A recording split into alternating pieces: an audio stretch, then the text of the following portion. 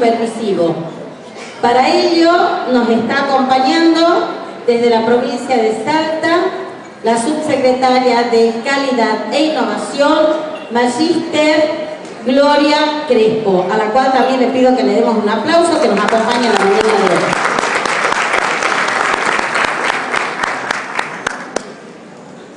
Muy buenos días a todos.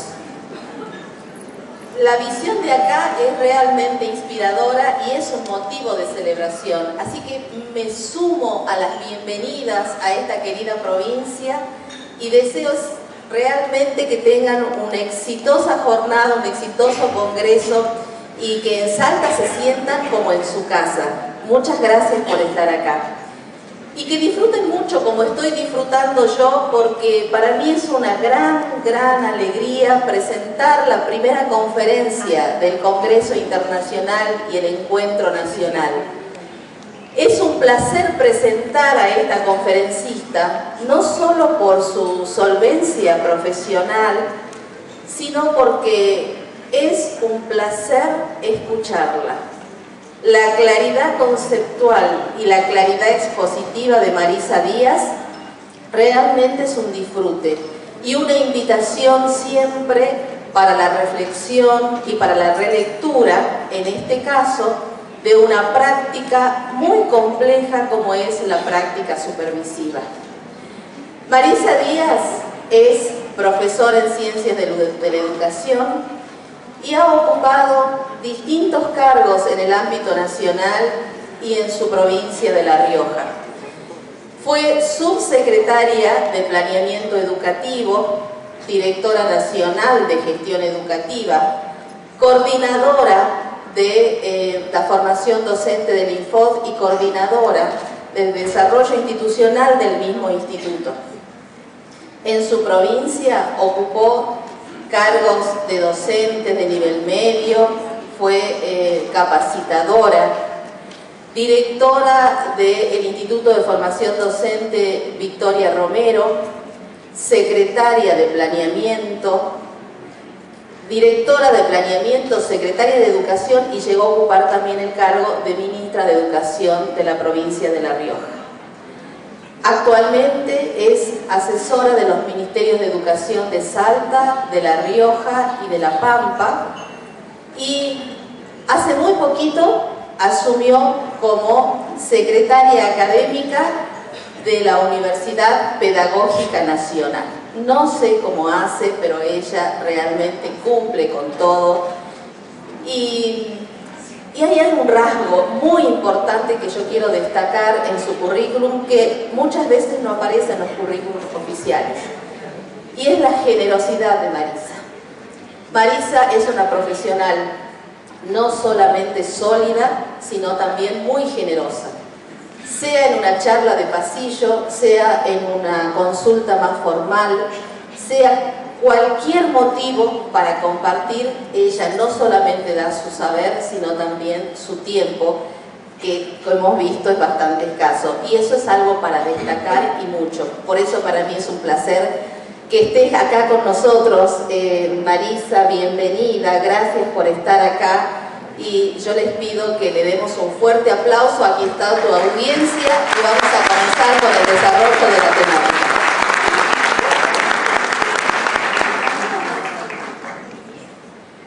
Qué lindo que nos digan esas cosas antes de iniciar, digo, piropos tan lindos de parte de quien también me enorgullece presente en esta jornada. Buenos días. Espero que después de la apertura tan festiva y tan alegre que nos da Salta, estemos predispuestos a una semana, en el caso de ustedes, muy intensa, muy densa en el buen sentido en términos de las reflexiones que la organización ha propuesto para ustedes, y que sea una de esas experiencias en la formación permanente que tenemos los docentes, de las que marquen huella. Ojalá que se concrete la aspiración que tiene la organización. Yo tengo que agradecer, como siempre, agradezco mucho estas oportunidades. Estas oportunidades siempre nos ponen en la tarea de volver a mirar lo que uno sabe, a volver a mirar la experiencia acumulada en ya varios años de trabajo en términos de políticas públicas en el sector educativo, y también la gran posibilidad que significa para los colegas el reencuentro, el lazo entre pares, ¿no? Y en particular, aquí sí voy a hacer una cuestión de orden personal, y la satisfacción que tengo de reencontrarme con los colegas de Chaco, que tienen en mi corazón un lugar especial, dado que con ellos tuve una gran experiencia de formación en servicio durante 2016 y 2017. Así que una alegría verlos nuevamente y verlos en otra instancia de formación. Bueno, más que agradecida, como les decía, y también con la responsabilidad de dar comienzo a estas jornadas con una presentación que no tiene ninguna pretensión inaugural, aunque sea paradojal con respecto al momento que me toca de la agenda, sino simplemente, como lo he señalado allí, es plantear una relectura desde la perspectiva de las tareas que tienen a su cargo supervisoras y supervisoras, intentando que esa relectura nos lleve a generar en este tiempo y a posteriori una reflexión cada vez más profunda, si se quiere, cada vez más sistemática sobre lo que nos convoca, que es un desempeño jerárquico dentro de un sistema que tiene un montón de grises, ¿no? Un sistema que está atravesado por coyunturas, por tradiciones, por representaciones en las que todos los días los supervisores, las supervisoras tienen que desarrollar su tarea. Y para comenzar en este sentido, hay una escritora que para mí representa una de las figuras más destacadas dentro del ámbito de las letras argentinas, que siempre me acompaña cuando tengo que participar de instancias en las que se invita a la reflexión y a la relectura. Me estoy refiriendo a Graciela Montes y tomo de ella las siguientes palabras.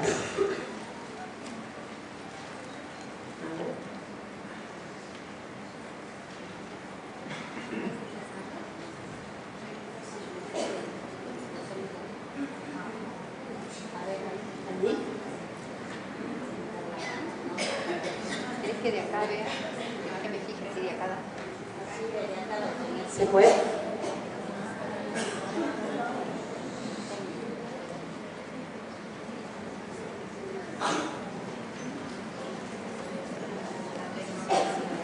Sí. Dice el lector, vale la pena. Lectura a lectura, el lector, todo lector, cualquiera sea su edad, su condición, su circunstancia, se va volviendo más astuto en la búsqueda de indicios, más libre en el pensamiento, más ágil en puntos de vista, más ancho en horizontes, dueño de un universo de significaciones más rico, más resistente y de tramas más sutiles. Lectura a lectura, el lector va construyendo su lugar en el mundo.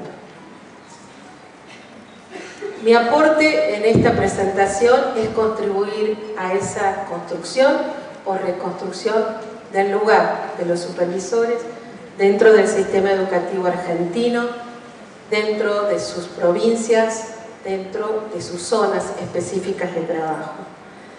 Leer, para mí, en este caso, es una metáfora de la necesaria reflexión que nos debiera convocar a todos a la hora de pensar una práctica que hoy podemos definir de alta complejidad, una práctica atravesada por muchos supuestos, por representaciones, por tradiciones bastante férreas que nos colocan en la necesidad de desandar algunas de las cuestiones que este sistema educativo argentino y los sistemas jurisdiccionales han ido consolidando en el tiempo. Releer tradiciones, marcos conceptuales, referencias y algunas de las representaciones con las que armamos nuestras agendas de trabajo como supervisores se convierte en un ejercicio capaz de ampliar las miradas políticas, las institucionales y las pedagógicas sobre los modelos supervisivos vigentes y los que deseamos se conformen en el futuro. Contar con supervisores y supervisoras esclarecidos, éticamente comprometidos y sólidamente formados se convierte, a mi juicio, en un irrenunciable para la política educativa de cualquier gobierno. Este supervisor o supervisora potente, proactivo, con capacidad de generar, de sostener, de evaluar transformaciones, necesita a su vez poder generar la capacidad de mantener un diálogo sostenido y potente con su realidad. No pensamos que esos supervisores, esos cuerpos supervisivos están de espalda a los sistemas, sino que se insertan en ellos con la capacidad de enriquecerlos y transformarlos.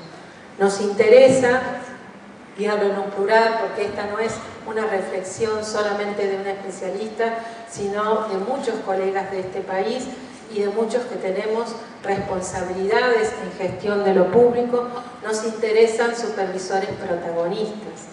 Ahora, la consolidación de esa forma de intervención en una primera persona del plural implica efectivamente algunos ejercicios como el presente, que es mantener espacios sistemáticos de formación permanente. Esta pretensión tiene como una doble finalidad. Por un lado, hacer más efectivos los sistemas jurisdiccionales en expansión, atravesados por distintas coyunturas políticas que los van transformando, pero también, y creo que en esto vamos a coincidir y algo se planteó en las palabras de la apertura, en mantener la condición permanente de corresponsables en el ejercicio del derecho a la educación. Partimos de esta primera gran afirmación y es la consolidación, no es la consolidación y el enriquecimiento individual de cada uno de ustedes en pos de la mera profesionalización. La pretensión es que esa profesionalización juegue a favor de una apuesta colectiva, y esta apuesta colectiva para Argentina es que niños, jóvenes y adultos tengan la educación que se merecen. Y desde esa perspectiva, los cuerpos supervisivos tienen una enorme relevancia en la configuración de las condiciones para que eso ocurra. Dicho esto, la presentación tiene 3 notas básicas y estas 3 notas van a partir, la primera de ellas, de una lectura de lo que está pasando a nivel internacional con las figuras supervisivas. Luego vamos a abordar la realidad de Argentina con la supervisión y una tercera nota es poder pensar más en detalle algunas vinculaciones que la tarea supervisiva tiene en el campo concreto de la vinculación con las instituciones y con los colectivos docentes.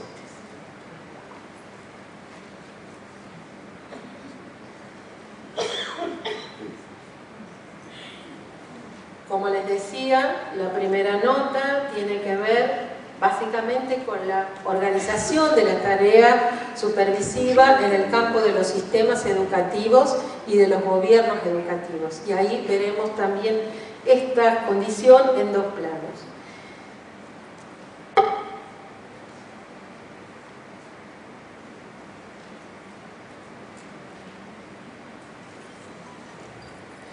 En el plano internacional podemos afirmar que las figuras de los inspectores o de los supervisores escolares, y aquí lo digo indistintamente para luego precisar más adelante en qué momento estamos hoy, surgen muy ligados a la consolidación de los sistemas educativos en el siglo XIX, ¿no? Con esta idea que nosotros tenemos de sistema educativo dentro de la modernidad, nosotros decimos que la figura de los supervisores está ligada a la emergencia de los sistemas formales. Cualquiera sea el modelo que los países hayan elegido, y vamos a ver algunos ejemplos a lo largo de la presentación, lo que queda claro en los distintos análisis internacionales que se vienen realizando, en lo que conocemos como estudios de educación comparada, lo que queda claro es que los estados tomaron la decisión desde la creación de estas figuras que exista un representante estatal para el control del accionar de las acciones educativas, perdón la redundancia, organizadas a través de programas, proyectos o políticas. Una primera afirmación es esa: los estados no renuncian al control de su hacer y crean la figura desde esa perspectiva.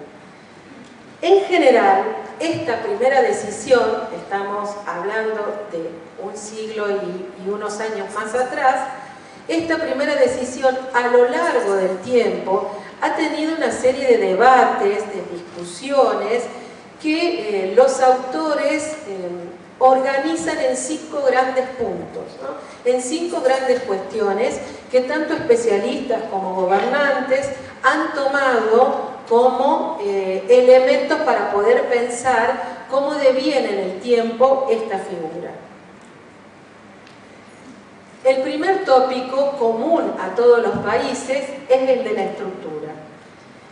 Las estructuras predominantes en el mundo son, por un lado, las centralizadas, donde los países definen un único equipo para la supervisión de todos los establecimientos educativos, y este equipo de supervisores se encarga de recorrer el país y de tener informado a la autoridad nacional sobre el hacer de las escuelas.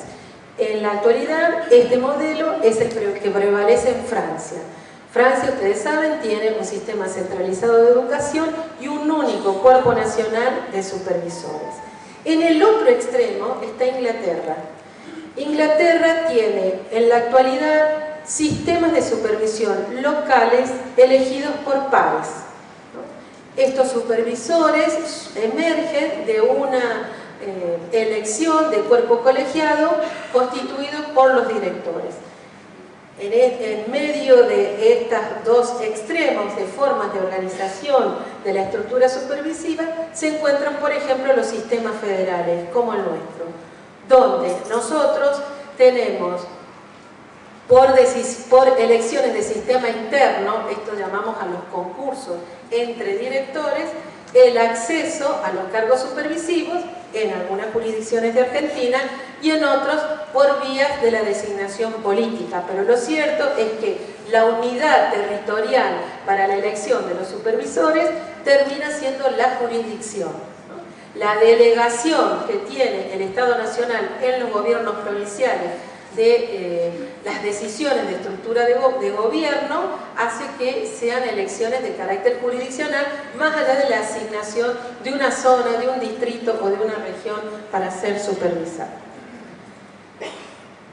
La segunda cuestión que se discute es la organización. Mundialmente, y nosotros no estamos ajenos a esta discusión, nuestras formas de trabajo, las organizaciones transitan por niveles, por modalidades, por campos específicos de intervención o por ámbito público o privado. En general, los países combinan estas formas de organización como lo hace Argentina. Argentina tiene supervisoras, supervisores por niveles, por modalidades. En algunas jurisdicciones tenemos por especialidad, disciplina o campo de conocimiento, y también tenemos supervisores del ámbito público y del ámbito privado. Otra cuestión que el mundo discute, y nosotros con él, es si los supervisores deben ser generalistas, es decir, si tienen una intervención en la institución escolar como una unidad, o si debieran ser especialistas en algún campo disciplinar y por nivel. Las decisiones a nivel mundial son muy variadas. Lo que prevalece son sistemas mixtos, es decir, que los países, en general, sobre todo los países europeos, combinan supervisores de carácter general con supervisores especializados en temáticas o en niveles.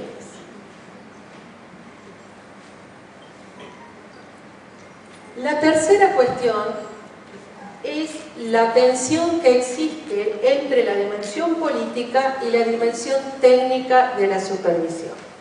Y acá, creería yo, y después lo voy a retomar más adelante, aparece una de las grandes notas a releer en términos de lo que es nuestra mirada local, aunque indagando en este tema, en estudios comparativos, me di cuenta que no es tan local. Nosotros muchas veces pensamos que es una complejidad que solo atraviesa el sistema educativo argentino, pero en realidad es hoy un problema de carácter internacional. Básicamente, ¿por qué es un problema que desvela? Porque los supervisores detentan, por un lado, la función del control, por otro lado, la función de la mediación entre la política educativa y las instancias donde esa política debe desarrollarse. Tiene que ejercer la mediación siendo a su vez un artífice de esa política pública y por otro lado debiera tener un saber experto sobre lo que supervisa. Los países se debaten qué enfatizar. Vamos a llevarlo a un plano muy concreto, es decir, si debiera prevalecer el rol de control, si debiera prevalecer el rol de la mediación, si debiera prevalecer el rol de la experticia. Según donde se pare el gobernante o la organización del sistema, es el énfasis que se coloca. Por ejemplo, Brasil tiene una tendencia a tomar a los cuerpos supervisivos como mediadores de la política pública. Chile, en el otro extremo, sostiene que los supervisores son expertos en el nivel o en una problemática y tensionan toda la organización, ambos países, la organización de estos colectivos de acuerdo a estas definiciones. Piénsense ustedes en relación a las definiciones políticas de sus jurisdicciones. Según sea el proyecto político gobernante en sus jurisdicciones, ustedes habrán pasado por coyunturas donde el énfasis está más puesto en que sostengan la mediación en relación a las políticas educativas y tal vez en otras más cercanas a la experticia técnica o a los procesos de mejora institucional o al trabajo con los déficits escolares. Y puede suceder, de hecho creo tener alguna información de algunas jurisdicciones donde estas cuestiones se combinan, ¿no? Donde la política educativa de la provincia promueve una síntesis entre estas dos posiciones. Ahora bien, si quieren, en Argentina lo complejizamos un poquito más y aparecemos trabajando con nuestros primos hermanos, los equipos técnicos, ¿no? Entonces, los equipos técnicos que tienen una irrupción en los sistemas de los 60 para acá, ya vamos a verlo, estos equipos técnicos configurados por niveles o por modalidades comienzan a generar también un trabajo con las escuelas, con los territorios supervisivos que muchas veces se solapa con las funciones y las tareas de los supervisores. Y lo digo de una manera grata, aunque sé que en muchas jurisdicciones no necesariamente es bueno el vínculo entre estos equipos hiperespecializados en un nivel o en un campo disciplinar. Pensemos por ejemplo en los equipos curriculares, ¿no? Y esta relación entre estos equipos que también tienen injerencia sobre la actividad pedagógica escolar y el desempeño que se espera de los supervisores, ¿no?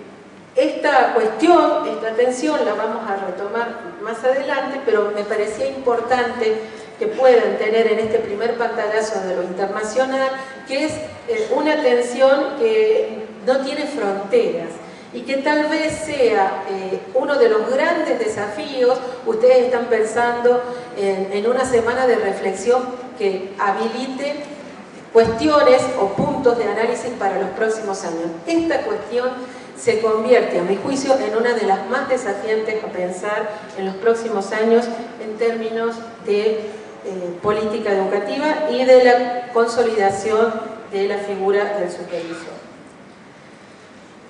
La otra cuestión que discute el mundo es la función predominante. Y este también es otro tema, ¿no? Si la función predominante tiene que ser la evaluación o el control, o si la función predominante tiene que transcurrir por el asesoramiento y la orientación a las escuelas.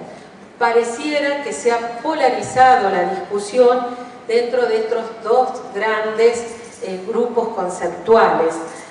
Ninguno de los dos neutrales, ninguno de los dos inconsecuencias, pero volvemos a lo que hacía referencia en el apartado anterior, ¿no? Según sea la condición ideológica y política de los gobiernos, estas funciones son las que prevalecen de manera más relevante o no.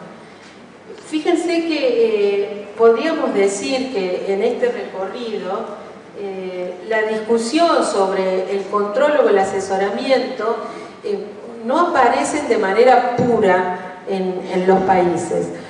Vamos, por ejemplo, al caso de los estados norteamericanos. Hay un alto porcentaje de estados norteamericanos que sostienen la función del supervisor desde el asesoramiento.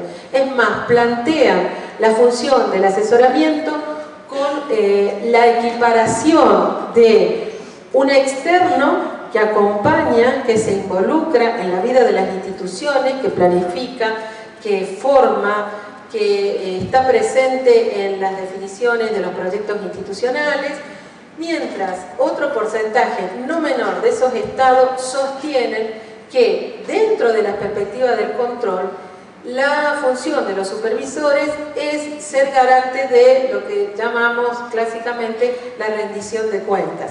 En esos estados, la única intervención que le está permitida a los supervisores es el control de los protocolos establecidos a nivel de la jurisdicción, de la conducción estadual, con respecto a los avances en relación a las pruebas de evaluación de calidad de las distintas áreas. Es decir, el supervisor se convierte en un externo que se presenta en las instituciones con un protocolo específico de intervención sin ningún tipo de mediación de parte de él en relación a ese protocolo, viendo en una unidad temporal preestablecida si esa institución, dado los resultados que ha obtenido, mejora o supera su rendimiento.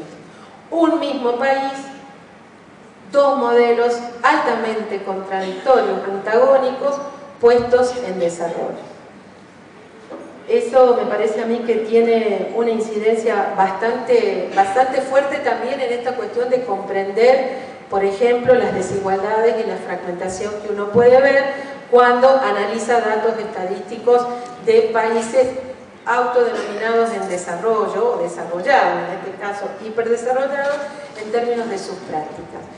Sí, también es cierto que estos debates internacionales hoy tienen un fuerte tironeo, no ya con respecto a la concepción de la inspección, porque a partir de los años 70 prácticamente hay un consenso internacional en dejar de lado esta concepción y hay una fuerte inclinación hacia los supuestos que constituyen la supervisión, aunque algunos critican esta conformación de la acepción de la supermirada, ¿no? El supervisor como la supermirada.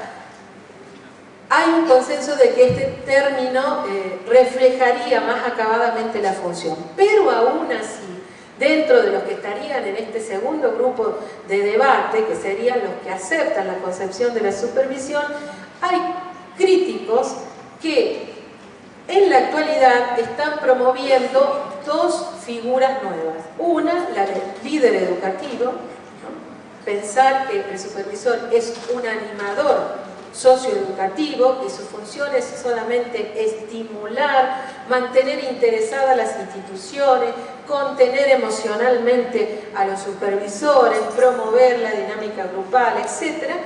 O, como se ha denominado en algunos estudios, el amigo externo. Esa es una de las denominaciones más novedosas con las que contamos. El supervisor como amigo externo es un otro par, es decir, es supervisor, pero en términos jerárquicos está horizontalmente vinculado y es el que me acompaña cuando lo necesito, por decirlo de una manera muy llana. Ese amigo externo se pone a mi lado, me acompaña como institución, como colectivo docente o como equipo directivo y con él conversamos, analizamos, intercambiamos percepciones, análisis sobre el desempeño sin intervención de carácter jerárquico.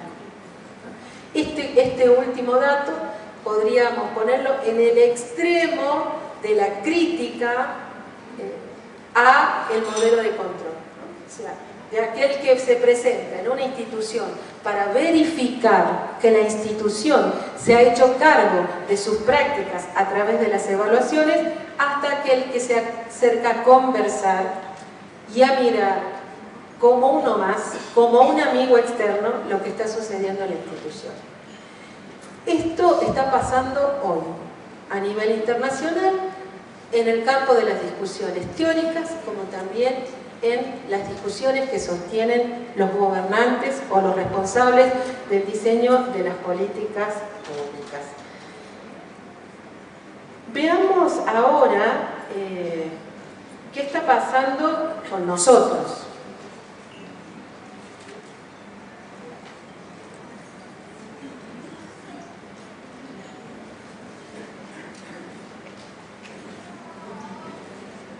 Nosotros compartimos con el resto del mundo la tradición de tener una figura señera en el sistema, como la figura del inspector en primer lugar, después supervisor, desde el inicio de nuestro sistema educativo. Yo señalé algunos hitos, pero me parece importante decir que nosotros, desde siempre, si se me permite esa categoría, hemos tenido figuras en el sistema educativo, esta figura en particular, que ha tenido la responsabilidad de intervenir jerárquicamente dentro de la configuración del sistema, de su organización y de su funcionamiento. Señalé algunas fechas. 1871 se sanciona la Ley de Subvenciones Nacionales a las provincias. Ya en esa ley se expresa que el gobierno nacional va a ejercer un control sobre los territorios de las provincias para ver qué se hacía con los recursos que se transferían para el mantenimiento de los espacios educativos existentes, que no eran tantos, que no eran tan virtuosos, pero que funcionaban con fondos nacionales. Aquí el control era, por un lado, que existieran estas instituciones, que estuvieran abiertas en el marco del calendario escolar que estaba establecido, que el personal docente estuviera designado, que la cantidad de alumnos sea la regulada y, fundamentalmente, si uno revisa testimonios de la época, que las transferencias de recursos que se hacían del equipamiento, del mobiliario en general, textos, etc., estuviera siendo utilizado de la forma programada. Con la 1420, en el 1884, se expresa claramente, y lo cito, que la función es vigilar, controlar, fiscalizar y garantizar al máximo posible que el servicio educativo se realice. Acá se avanza sobre la definición inicial. Uno podría decir que en la primera instancia de 1871 hay un fuerte énfasis en la posición administrativa y de control. Sin embargo, en esta segunda instancia pasamos a vigilar, controlar, fiscalizar y garantizar el servicio educativo. Hay otras notas para poner aquí, pero básicamente acá ya se empieza a mirar los programas de enseñanza. El Estado Nacional los definía o comenzaba a definirlos y la intervención de los cuerpos supervisivos, inspectores, en ese momento era por eso. Ahora bien, en el Estatuto de 1958 aparece algo que lo traje con toda intención, porque me parece que nosotros a veces nos enredamos en algunas discusiones que no terminamos saldando con lo que podemos o no podemos hacer. En 1958 Argentina define que el inspector, todavía seguía siendo inspector, podía asesorar en primera instancia y en segunda instancia controlar y coordinar.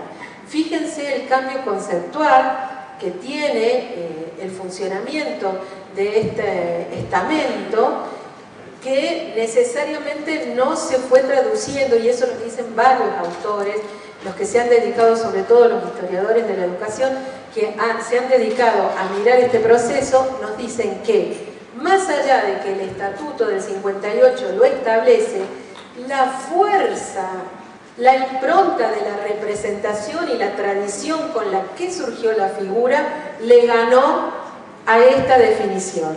Y de hecho, en la actualidad, ustedes lo habrán vivido o lo vivirán, todavía pareciera que el asesoramiento como una figura no está regulada, no tiene espacio legal. Entonces hay una representación de que hay que enfatizar las otras atribuciones en detrimento de esto. Ustedes me dirán, hay una gran cantidad de factores para no poder hacerlo, y es probable que sí, pero sí está bueno volver a poner en palabras que la regulación, que la norma argentina lo habilita. Que lo hagamos o no es otra cuestión, pero la norma argentina sí lo habilita y se diferencia sustantivamente de normas, por ejemplo, de América Latina contemporáneas al Estatuto del 58.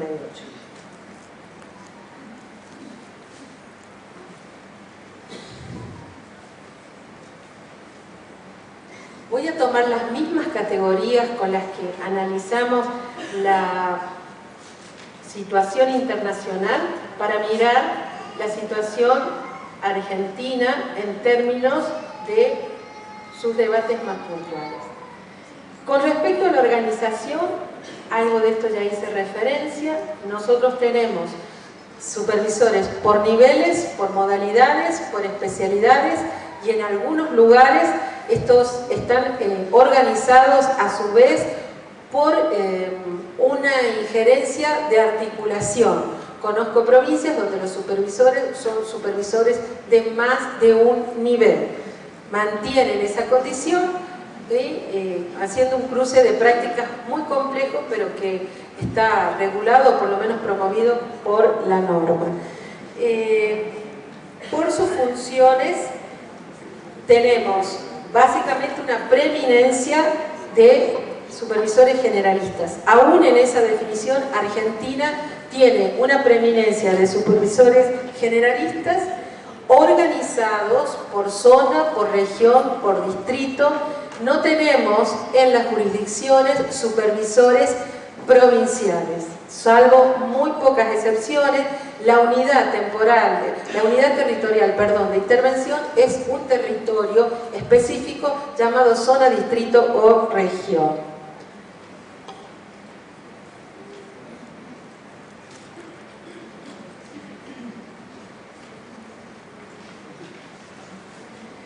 Con respecto a la tensión política, técnica que los atraviesa, nosotros tenemos una primera tensión en las formas de designación. En muchos distritos las designaciones son por promoción, concurso y ascenso, y en otros lugares tienen una lógica de designación política a término. La convivencia de estas formas de designación con la incorporación también de figuras suprasupervisivas, inspectores generales, inspectores regionales, responsables regionales de supervisión, también vuelve a poner en tela de juicio, ¿no?, esta autoridad que ejercen los supervisores, en términos de sus desempeños territoriales específicos.